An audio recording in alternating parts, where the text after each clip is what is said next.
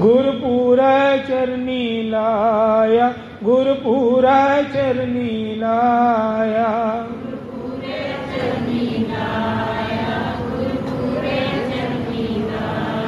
हर संग सहाई पाया, हर संग सहाई पाया।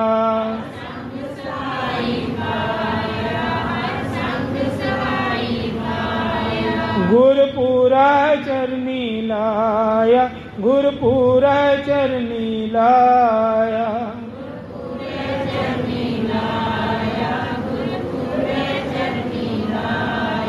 विसर नाई दातार, विसर नाई दातार।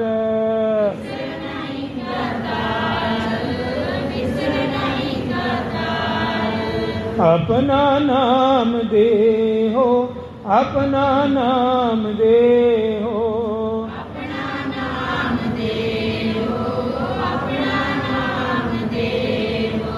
गुण गावा दिन रात, गुण गावा दिन रात।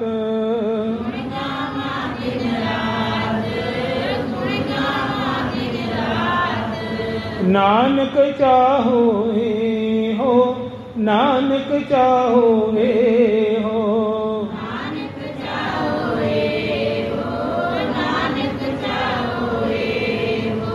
वाहे गुरु, वाहे गुरु, वाहे गुरु, वाहे गुरु।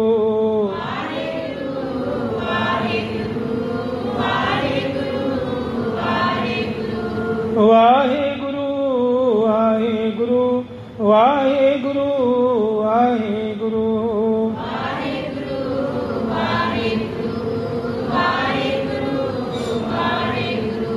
वाहे गुरु, वाहे गुरु, वाहे गुरु, वाहे गुरु।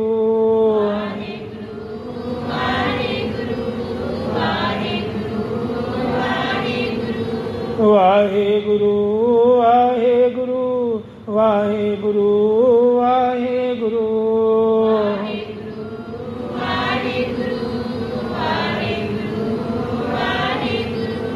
वाहे गुरु, वाहे गुरु, वाहे गुरु, वाहे गुरु।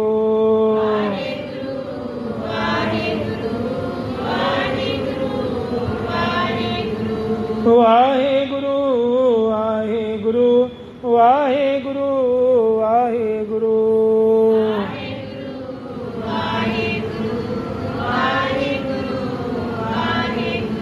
वाहे गुरु, वाहे गुरु, वाहे गुरु, वाहे गुरु।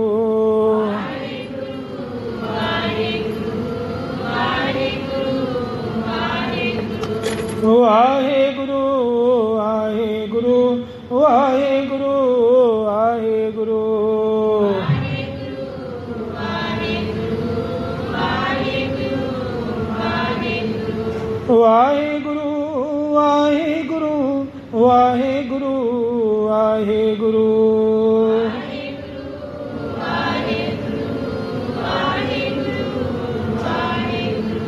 वाहे गुरु, वाहे गुरु, वाहे गुरु, वाहे गुरु।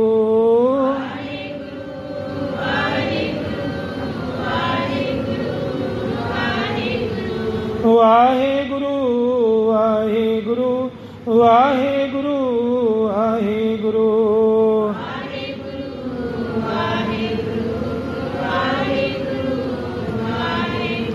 वाहिगुरु जी का खालसा, वाहिगुरु जी की फतेह।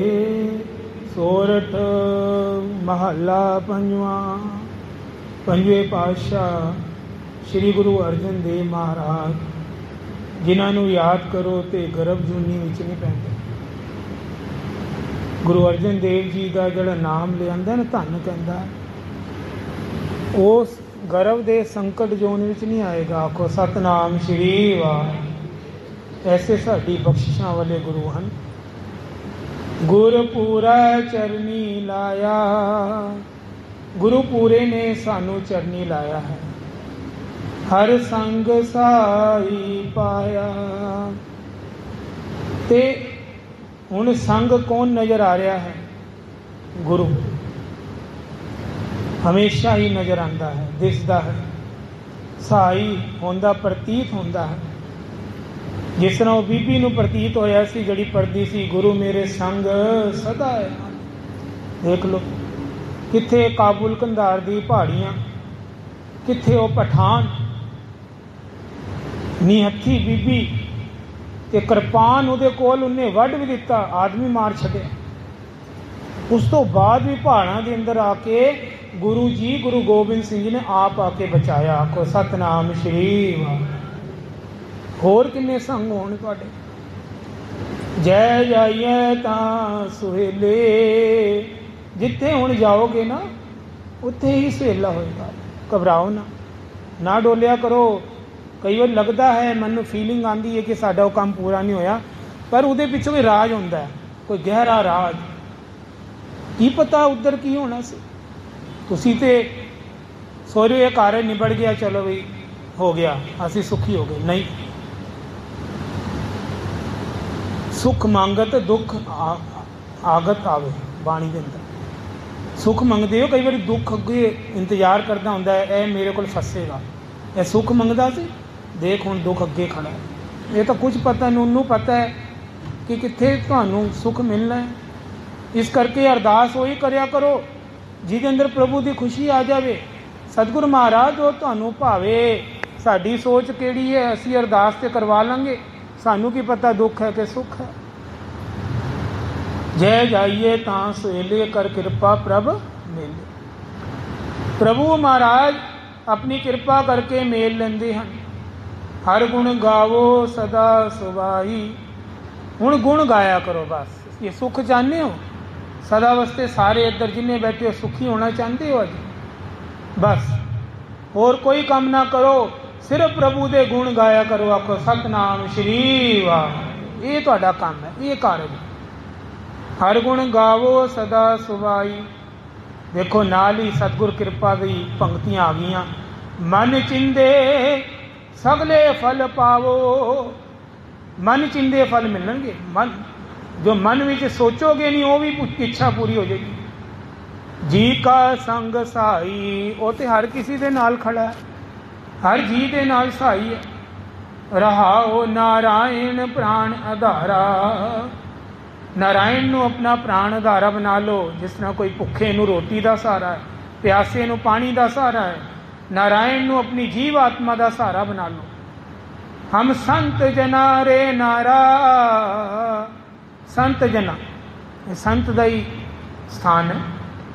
ਸੰਤ ਸ਼ੀਤਲ ਸਿੰਘ ਜੀ, ਸਾਨੂੰ ਸੰਤਾਂ ਦਾ ਹੀ ਸਹਾਰਾ ਹੈ, ਉਹਨਾਂ ਦੀ ਰੇਨ ਮਿਲਦੀ ਰਹੇ, ਧੂੜੀ ਮਿਲਦੀ ਰਹੇ। ਪਤਿਤ ਪੁਨੀਤ ਕਰ ਲੀਨੇ। ਪਤਿਤ ਹੁੰਦੇ ਪਾਪੀ ਲੋਕ, ਜਿਨ੍ਹਾਂ ਨੇ ਕੋਈ ਚੰਗਾ ਕੰਮ ਬੀਜਿਆ ਨਹੀਂ ਜ਼ਿੰਦਗੀ ਲਾਈਫ ਅੰਦਰ, ਉਹਨਾਂ ਨੂੰ ਵੀ ਪੁਨੀਤ ਕਰ ਲੈਂਦਾ। ਦੇਖੋ ਅਜਾਮਲ ਪਾਪੀ ਜਗ ਜਾਣੇ ਨਿਮਖ ਮਾਏ ਨਿਸਤਾਰਾ।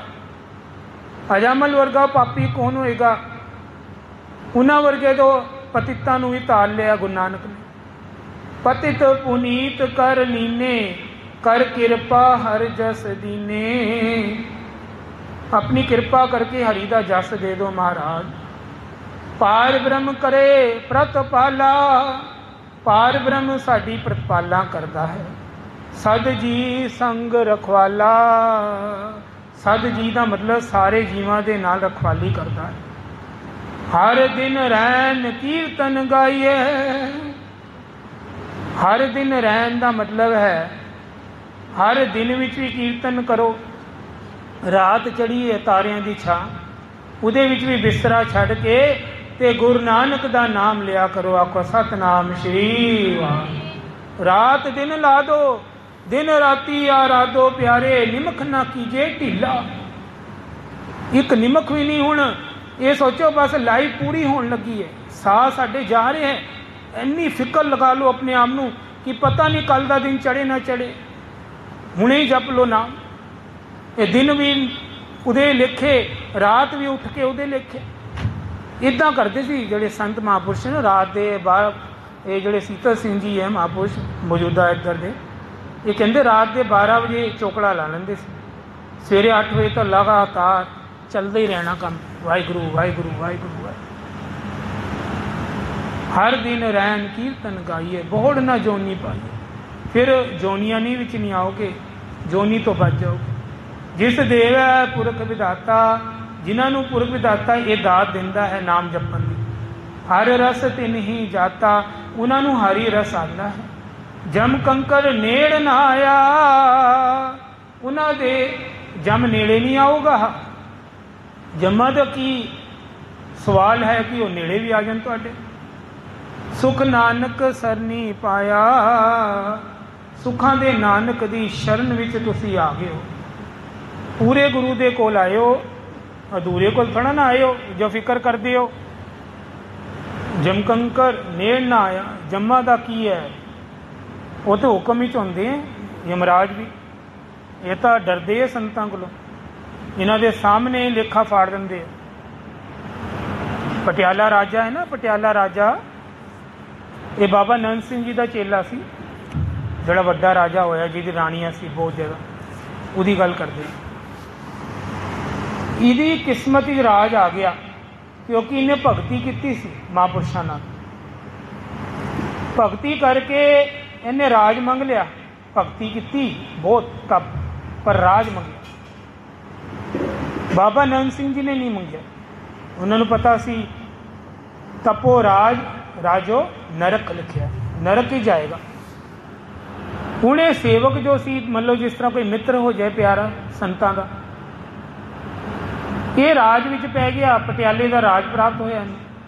इहदे कोल कहंदे बेशुमार दौलतां सी, बहुत राणियां भी बड़ी सी, बहुत राणी इहदे कोल, पता नहीं किन्ने 300 तो उपर राणियां दसियां गई इहदियां। हुण तुहानूं पता राजे लोगों का काम खाना पीना, ऐश प्रस्ती, सुख भोगने, निरंकार का नाम नहीं। पर फिर भी इहदा ध्यान सी बाबा नंद सिंह जी वाल। राजा जो अखीरले टाइम बीमार होया ना, बहुत बिस्तरे ते बैड रेस्ट डॉक्टर ने दसदा। वड्डे तो वड्डे वैद अमरीका तो इंग्लैंड तो उस वेले डॉक्टर आए सी राजे नूं देखण। कोई दवाई असर नहीं करती सी, बैड पूरा दर्द इधर होंदा सी, इनू उछल उछल के पैंदा सी, छत तक लगदा सी उछल उछल के, दर्द इन्ना सी। उस वेले इन्हें ना महापुरुषों नूं याद किया ते महापुरुषों नूं बचन भी लिते सी इन्हें पिछले जन्म तो कि जदों औखी घड़ी आएगी ना तो तैनूं अंत वेले छड़ान जरूर आवांगे। आखो सतनाम श्री वाहिगुरू। संतां दे वादे हुंदे ने, देखो इस साखी तो पता लग जाएगा तुहानूं कि संत की कर सकते। पूरी जिंदगी ऐश विरासत भोगदा रहा राजा। अंत वेले जो महापुरुषों की याद आई, महापुरुष आ गए बाबा नंद सिंह जी।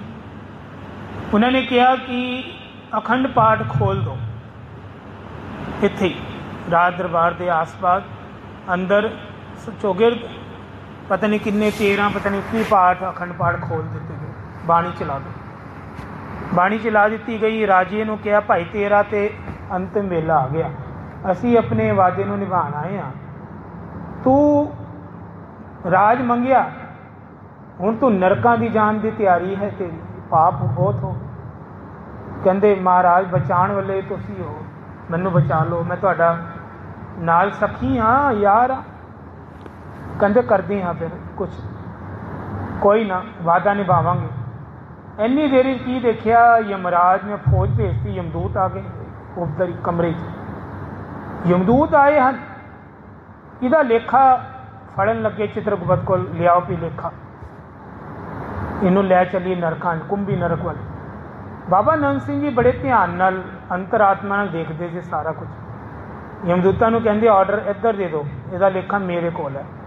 और अपने यमराज नूं कह देना ऊपर जाके बाबा नंद सिंह जी ने इस राजे का लेखा पाड़ दिता को सतनाम श्री वाह। उसी वक्त 2 टुकड़े करते जी कागज, 2 टुकड़े। किसी की हिम्मत है करन दी।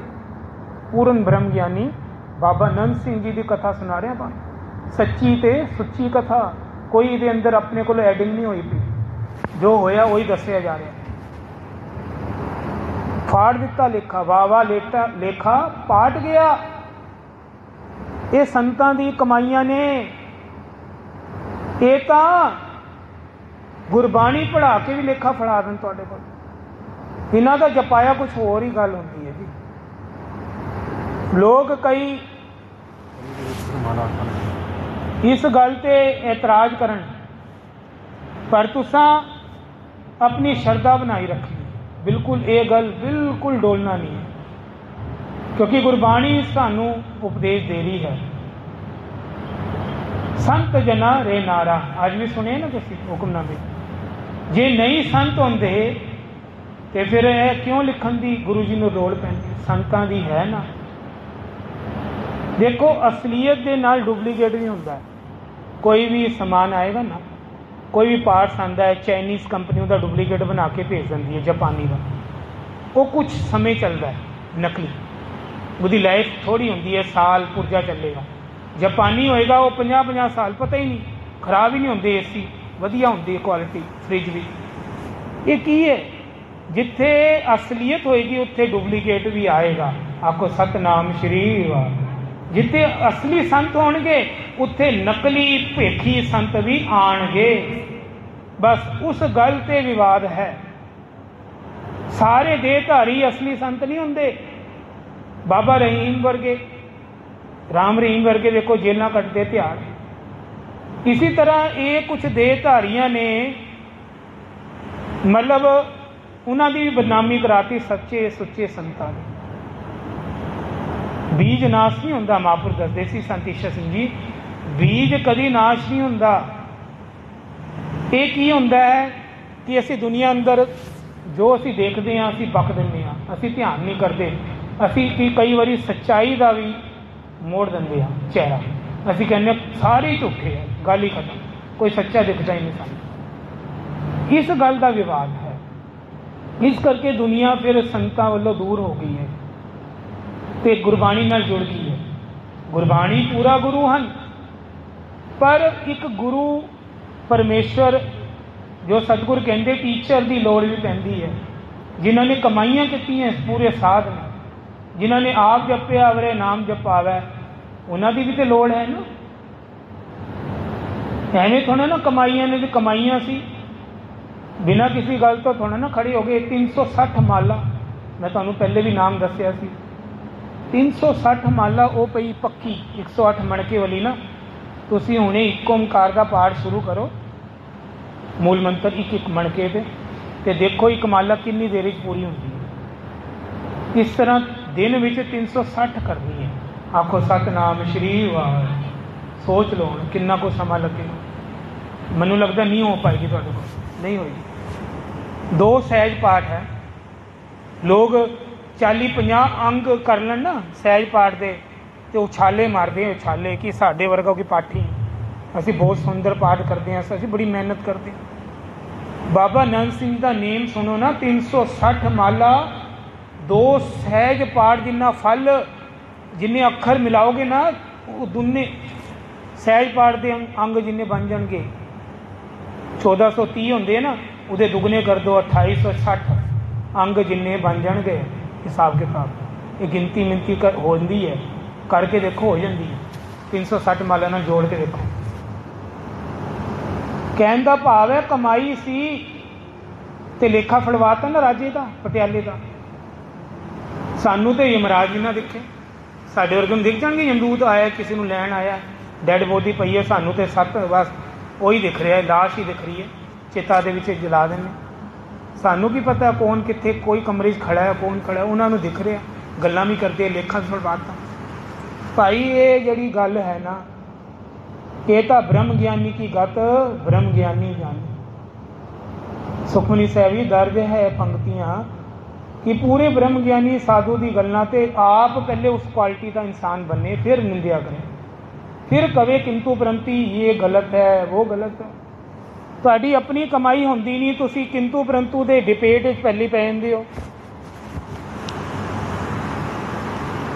एक ना दिल्ली की गल दसदा।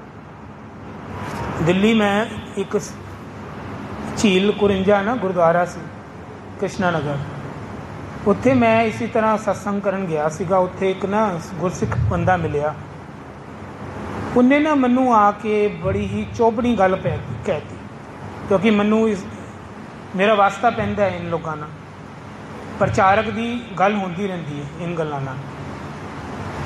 ਉਹ ਕਹਿੰਦਾ ਜੀ ਤੁਸੀਂ ਮਹਾਂਪੁਰਸ਼ਾਂ ਨੂੰ ਮੰਨਦੇ ਹੋ, ਸੰਤ ਈਸ਼ਰ ਸਿੰਘ ਰਾੜੇ ਵਾਲਿਆਂ ਨੂੰ, ਵੱਡੇ ਵੱਡੇ ਮਹਾਂਪੁਰਸ਼ਾਂ ਦੇ ਨਾਮ ਲੈ ਰਹੇ ਆ, ਬਾਬਾ ਨੰਦ ਸਿੰਘ ਜੀ ਨੂੰ ਮੰਨਦੇ ਹੋ, ਅਤਰ ਸਿੰਘ ਜੀ ਮਸਤੋਆਣੇ ਵਾਲਿਆਂ ਨੂੰ ਮੰਨਦੇ ਹੋ। ਕਹਿੰਦੇ ਸਾਡੇ ਗੁਰੂਆਂ ਨੇ ਤੱਤੀ ਤਵੀ ਤੇ ਜਾਨਾਂ ਦਿੱਤੀਆਂ। ਉਹ ਕਹਿ ਰਿਹਾ ਸ਼ਖਸ, ਉਹਦੇ ਵਰਡ ਸੁਣੋ, ਉਹਦੇ ਹਿਸਾਬ ਨਾਲ ਸਾਡੇ ਗੁਰੂ ਨਹੀਂ ਹੈ, ਉਹ ਆਪਣੇ ਗੁਰੂ ਕਹਿ ਰਿਹਾ। ਸਾਡੇ ਗੁਰੂਆਂ ਨੇ ਤੱਤੀ ਤਵੀ ਤੇ ਜਾਨ ਦਿੱਤੀ ਹੈ ਕਿ ਜਿਹੜੇ ਮਹਾਂਪੁਰਸ਼ ਹੁੰਦੇ ਹੈ ਉਹਨਾਂ ਨੂੰ ਇੱਕ ਸੂਈ ਚੁਬੋ ਦਿੱਤੀ ਜਾਵੇ, ਪਿੰਨ ਡ੍ਰੌਪ, ਉਹ ਸਹਿ ਲੈਣਗੇ। ਆਖੋ ਸਤਨਾਮ ਸ਼੍ਰੀ ਵਾਹਿਗੁਰੂ। ਦੇਖੋ ਸੰਤਾਂ ਦੀ ਨਿੰਦਿਆ ਕਰਨ ਦਾ ਤਰੀਕਾ ਦੇਖੋ, ਕਿਸ ਤਰ੍ਹਾਂ ਲੋਕ ਕਿੰਨੀ ਵੱਡੀ ਸੋਚ ਰੱਖ ਕੇ ਬਹਿਸ ਕਰਦੇ ਨੇ। ਇਹ ਗੱਲ ਤੋਂ ਤੁਹਾਨੂੰ ਪਤਾ ਲੱਗ ਜਾਏਗਾ। ਮੈਂ ਹੱਥ ਜੋੜਤੇ, ਮੈਂ ਕਿਹਾ ਮੂਰਖ ਹੈ ਨਾਲ ਨਾ ਲੂਜੀਏ। ਆਸਾ ਦੀ ਵਾਰੀ ਰੱਖਿਆ, ਮੈਂ ਮੂਰਖ ਤੇ ਨਹੀਂ ਕਹਿ ਸਕਦਾ, ਪਰ ਮੈਂ ਪੰਕਤੀਆਂ ਜ਼ਰੂਰ ਪੜ੍ਹੀਆਂ ਉਹਦੇ ਅੱਗੇ।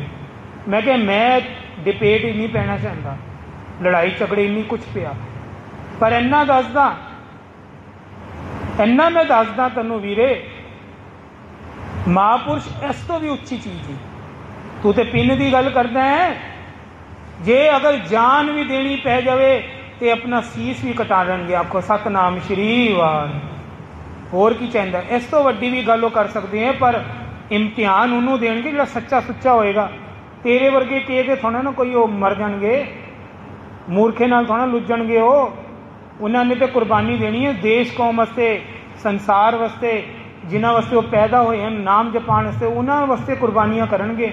ਤੁਹਾਡੇ ਵਾਸਤੇ ਕਿੱਧਰ ਉਹ ਤੁਹਾਡੀ ਗੱਲਾਂ 'ਚ ਆ ਕੇ ਕਿੱਥੇ ਤੁਹਾਨੂੰ ਇਮਤਿਹਾਨ ਦੇਣਾ ਸ਼ੁਰੂ ਕਰ ਦੇਣ। ਕਹਿਣ ਦਾ ਭਾਵ ਹੈ ਬਾਬਾ ਅਤਰ ਸਿੰਘ ਜੀ ਨਾਲ ਨਾ ਇਸੇ ਤਰ੍ਹਾਂ ਮਸਕਰੀ ਕੀਤੀ ਇੱਕ ਨੇ ਪੰਡਿਤ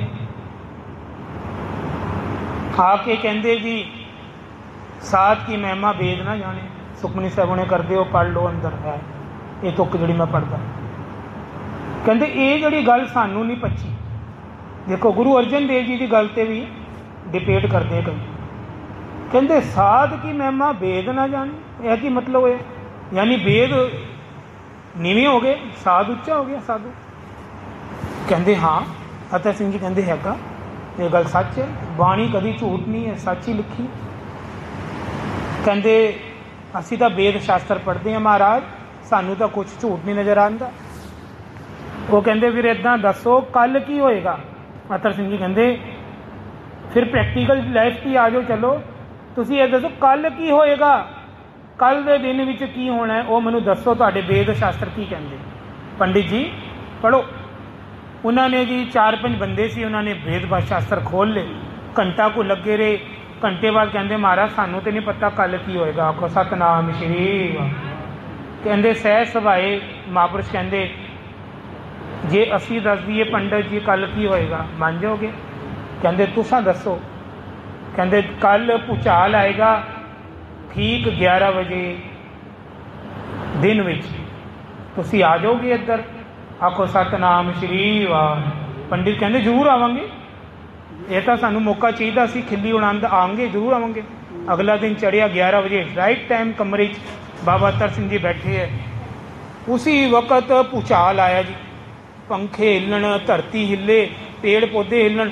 ਉਹ ਪੰਡਿਤ ਬੈਠੇ ਉੱਠ ਕੇ ਭੱਜਣ ਬਾਹਰ ਵੱਲ, ਕਹਿੰਦੇ ਨਾ ਭੂਚਾਲ ਵੇਲੇ ਬਾਹਰ ਭੱਜੀ ਦਾ। ਉਹ ਮਹਾਂਪੁਰਸ਼ ਕਹਿੰਦੇ ਰੁਕ ਜਾ ਪੰਡਿਤ ਰੁਕ, ਇਹ ਤਾਂ ਬਸ ਤੈਨੂੰ ਸ਼ੰਕਾ ਆ ਗਈ ਸੀ ਗੁਰਬਾਣੀ 'ਤੇ, ਤੇਰੀ ਸ਼ੰਕਾ ਨਿਵਰਤ ਕਰਨ ਵਾਸਤੇ ਇਹ ਗੱਲ ਦਿਖਾਈ ਹੈ, ਕਿਸੇ ਦਾ ਨੁਕਸਾਨ ਨਹੀਂ ਹੋਏਗਾ। ਉਸੀ ਵਕਤ ਭੂਚਾਲ ਬੰਦ ਹੋ ਗਿਆ। ਆਖੋ ਸਤਨਾਮ ਸ਼੍ਰੀ ਵਾਹਿਗੁਰੂ।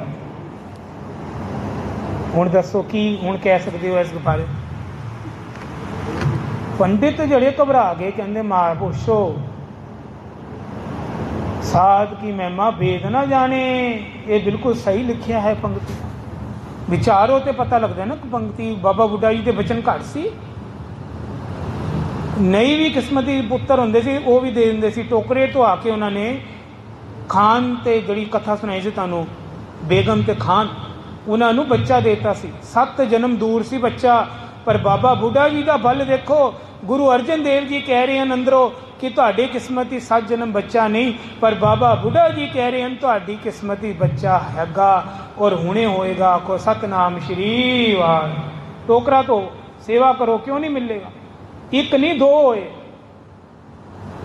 ਇੱਕ ਪੁੱਤਰ ਤੇ ਇੱਕ ਬੇਟੀ ਵੀ ਹੋਈ। ਭਾਈ ਮੀਆਂ ਮੀਰ ਜੀ ਵੀ ਹੈਰਾਨ ਹੋ ਗਏ। ਉਹ ਖੁਦਾ ਨਾਲ ਗੱਲਾਂ ਕਰਦੇ ਸੀ, ਉੱਪਰ ਜਾ ਕੇ ਡਾਇਰੈਕਟ ਅੰਮ੍ਰਿਤ ਵੇਲੇ ਗੱਲਾਂ। ਉਹ ਕਹਿੰਦੇ ਖੁਦਾ ਤੋਂ ਵੱਡਾ ਕੌਣ ਹੋਏਗਾ? ਉਹਨਾਂ ਨੇ ਆਖਿਆ ਸੀ ਇਹਨਾਂ ਦੀ ਕਿਸਮਤ ਵਿੱਚ ਹੈ ਹੀ ਨਹੀਂ ਬੱਚਾ, ਇਹ ਪੁੱਤਰ ਕਿੰਜ ਹੋ ਗਏ? ਸਾਧ ਕੀ ਮਹਿਮਾ ਭੇਦ ਨਾ ਜਾਣੇ। ਇਹ ਤਾਂ ਉਹਨਾਂ ਨੂੰ ਪੁੱਛੋ ਜਿਨ੍ਹਾਂ ਨੇ ਸਾਧਾਂ ਦੀ ਭਗਤਾਂ ਦੀ ਵਡਿਆਈਆਂ ਕਰਾਈ ਆ। ਕੋ ਸਤਨਾਮ ਸ਼੍ਰੀ ਵਾਹਿਗੁਰੂ। ਆਓ, ਸਮਾਂ ਇਜਾਜ਼ਤ ਨਹੀਂ ਦਿੰਦਾ। ਬਚਨ ਜੋ ਵੀ ਗੁਰੂ ਸਾਹਿਬ ਕਰਾਨ, ਮਹਾਰਾਜ ਸੇਵਾ ਲੈਂਦੇ ਰਹਿਣ। ਸਾਰੀ ਸੰਗਤ ਜੁੜ ਕੇ ਨਾਮ ਜਪੋ ਜੀ। ਵਾਹਿਗੁਰੂ ਵਾਹਿਗੁਰੂ ਵਾਹਿਗੁਰੂ ਵਾਹਿਗੁਰੂ ਵਾਹਿਗੁਰੂ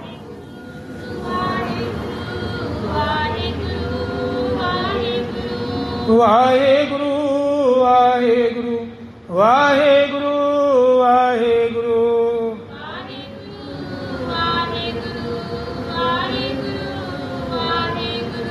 ਵਾਹਿਗੁਰੂ ਵਾਹਿਗੁਰੂ ਵਾਹਿਗੁਰੂ ਵਾਹਿਗੁਰੂ।